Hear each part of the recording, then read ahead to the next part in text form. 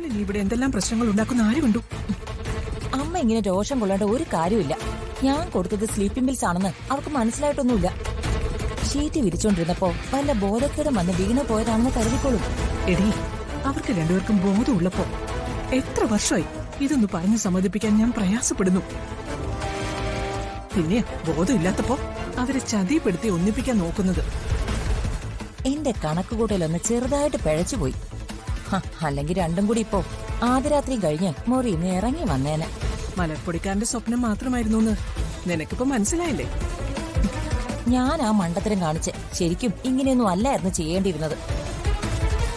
അവൾക്ക് sleeping pills കൊടുത്തതുപോലെ വല്ല കോളയിലോ പെപ്സിയിലോ അമ്മയുടെ മോനെ കുറച്ച് മദ്യം കൂടി കലക്കി കൊടുത്തിരുന്നെങ്കിൽ ചിലപ്പോ കാര്യം നടന്നേനെ. ഇതാ നിന്റെ കുഴപ്പം. കുരുട്ടുബുദ്ധി മാത്രമേ തലയിൽ വരും. നേരെ ചൊവ്വയൊന്ന് ചിന്തിക്കാൻ പോലും നിന്നെ കൊണ്ട് പറ്റില്ല. ഞാൻ ചിന്തിച്ചിട്ട് എന്താ കാര്യം? അമ്മയുടെ മോൻ ആണായിരുന്നെങ്കിലേ ഇന്നലെ രാത്രിയോടെ അവൾ അവന്റെ ഭാര്യ ആയേനെ. ഇത്രയൊക്കെ ചെയ്തു കൊടുത്തിട്ടും അവന് മനസ്സിലാവില്ലെന്ന് പറഞ്ഞാ പിന്നെ ഞാൻ എന്ത് ചെയ്യും? എന്തിനാ ഇങ്ങനെ നട്ടലില്ലാത്ത ഒരുത്തിനെ പ്രസവിക്കാൻ പോയത്? മര്യാദകൾ കാണിച്ചിട്ട് നിന്ന് ചലക്കുന്നോടി. അമ്മയും കൂടെ അറിഞ്ഞോണ്ടാണോ ഇവിടുന്നൊക്കെ ചെയ്തു കൂട്ടിയത്? ആണോ? അത് ഞാൻ എല്ലാം ഇവളുടെ നിർബന്ധം കാരണം സംഭവിച്ചതാ.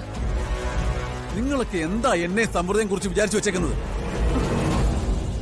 ഛേ, സ്ത്രീയുടെ അന്തസ്സിനും അഭിമാനത്തിനും വിലങ്ങടിയാ നിൽക്കുന്നത് പുരുഷനല്ല, സ്ത്രീകൾ തന്നെയാണെന്ന് ഇതോടെ നിങ്ങൾ തെളിയിച്ചു.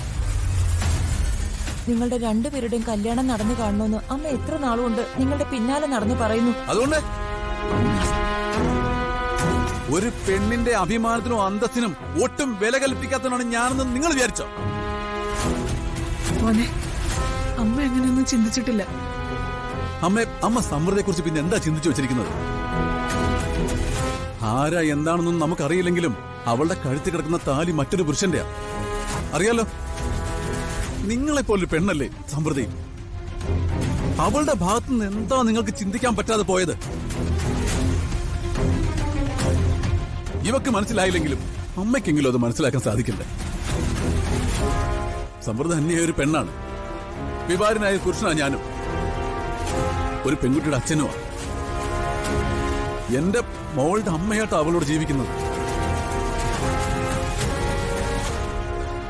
എന്റെ മോളെ സ്വന്തം അമ്മയെപ്പോലെ നിന്ന് നോക്കുന്ന സമൃദ്ധയോട് എനിക്കെന്നും ആദരവും സ്നേഹവും മാത്രമേ ഉള്ളൂ.